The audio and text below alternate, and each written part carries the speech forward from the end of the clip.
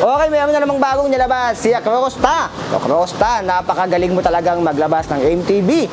Ito yung another budget na MTB nila, 1x11 speed na hydraulic pa, 8,000 pesos lang. So kung nagtitipid kayo, naghahanap kayo ng MTB na anti-budol setup, madalas kayong mabuduli ng mga tropa nyo, ito na yung MTB na para sa inyo. On the budget, 1x11 speed, hydraulic na. So para sa akin, itong MTB na to ay pwede nyo i-consider ngayong buwan ng August 2023. So like, comment, share, and subscribe.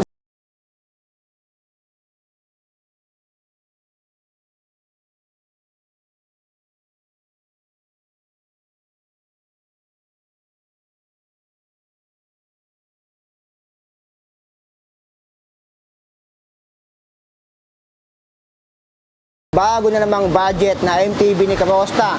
Ito si Acrosta Dash na naka 1x11 speed na. So tignan natin kung sulit nga ba yung presyo niya doon sa piyesa niya. So yung premyo to ay Alloy 6061 tulad sa mga naunang nilabas ni Acrosta. Yung decals ito ay mayroong Acrosta sa kanyang down tube. Ito yung branding niya sa taas. Meron tong Vector sa kanyang right side ng top tube. Dito naman Acrosta din. Yung mismong brand niya o yung kanyang mismong model ay nandito, Dash 23. Ayan. Ali, all hydro pala yung basa dito. Akala ko Ali. Yung head tube nito ay tapered na rin. Ito yung logo ng Acrosta. Cable routing. Naka-internal cable. Yung kanyang RD. Sa left side ng down tube, merong isang bakante. And meron siyang external cable. Ito yung brake cable. Papunta sa kanyang likod. So yung lagay natin ng ulam, meron sa kanyang down tube. Sa seat tube ay wala. Yung frame nito ay around 16, yung size niyan. Walang specific na nakalagay kung ano yung size nito. Pero yung mga ganito, nasa small to medium yung sizes niyan. So yung kinis nito, hindi siya makinis. Mas makinis pa rin ang mga pagmumukha natin dito. Ayan, kita-kita yung integrity ng welding. Dito ay meron din. Yung FD, tignan natin kung pwede maglagay. Pwede naman, meron dong stopper. Ayan. Ito, pwede kang maglagay ng FD dito, clamp type. So, yung kanyang crankset naman, tignan natin. Ito ay 50. Yung kanyang crankset naman ay alloy na rin. 60, 61 BCD is 104. Ito ay 34 teeth. Kitang-kita na naman dito. 34 teeth. And yung kanyang crank, isolate yung ginamit. And yung square taper sa dito, 170 millimeter. Yung chain niya, tignan natin. Letter D lang siya eh. Yan yung brand ng kanyang chain. So ito ay 11 speed na chain. Yung RD dumaan sa ilalim, may 29 dito sa kanyang chain stay. Yung RD niya ay Sensa RX11. So kung hindi ko nagkakamali, yung mga dati naka-Sensa RX11 around 15K, pero ngayon sobrang laki ng binaba. Nasa 8,000 pesos na lang siya ngayon. Ito naman, 1, 2, 3, 4, 5, 6, 7, 8, 9, 10, 11. 11 speed. Ang ginamit dito ay Sugek 11 40 teeth yung ginamit dito. Parang ganito rin yung sprocket ni Irish Infinite kung doon nagkakamali. 1140 teeth. So correct me if I'm wrong. Makakalimutan ng alien nyo.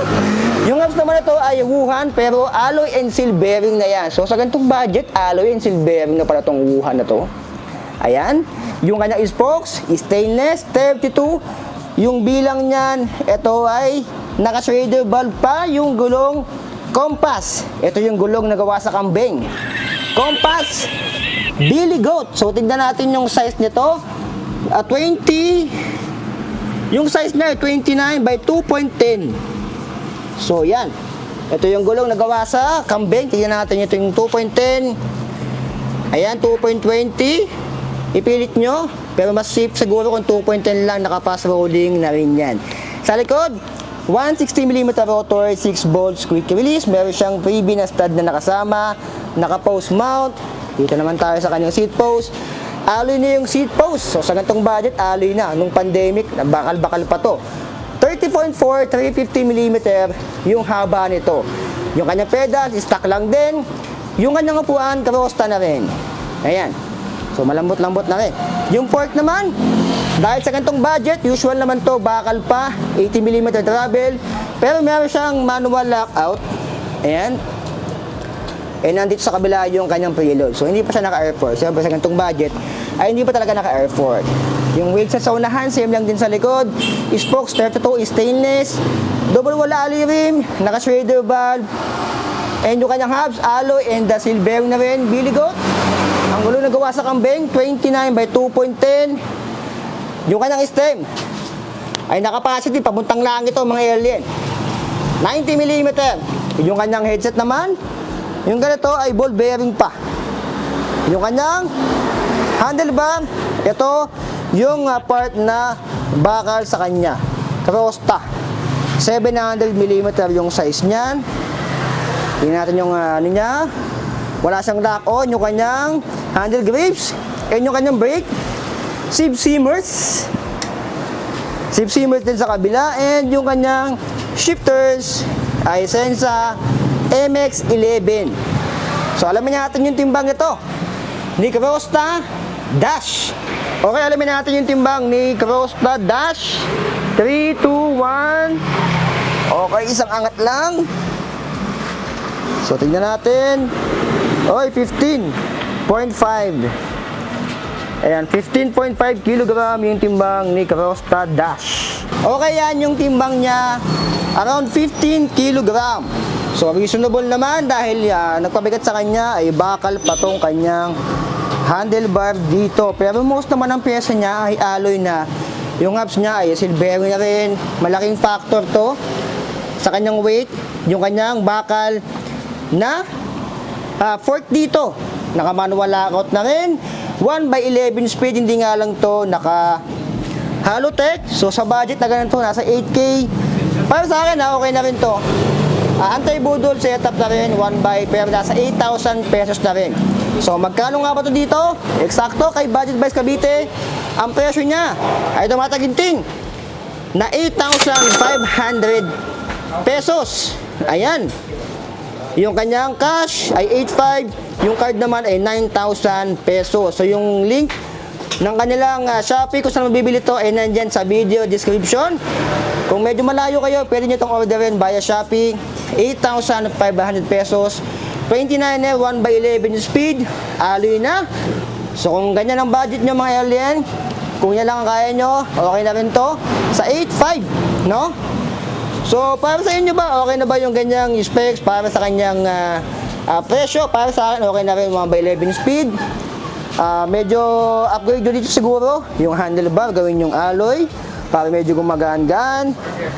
Ito, gusto nyo i-halotech. Nasa sa inyo. Pwede nyo i-halotech to. Hindi naman ako magagalit. 1/11 speed na, nakasayin sa RX-11 na rin. Yung gulong ay compass na rin, biligot. 29 by 2.10. 11, 40 teeth. So, naka-internal cable routing, nasa inyo kung gusto nyo ilipat to sa loob. Yung kanyang brake cable, pero yung karamihan kasi gusto nila nakalabas to para mas madaling i-maintenance.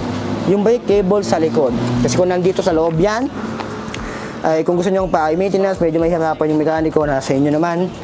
Hindi naman kayo mahihirapan mga alien. So, 8,500 pesos. Meron ka ng 1/11 speed cash yan dito. Yung Shopee, link ay nandyan sa baba. Siguro mas mahal ito ng konti sa Shopee. So kung gusto nyo order ito via Shopee, ay nandyan lang sa video description mga alien. So like, comment, share, and subscribe. So be it. I love you. Signing out.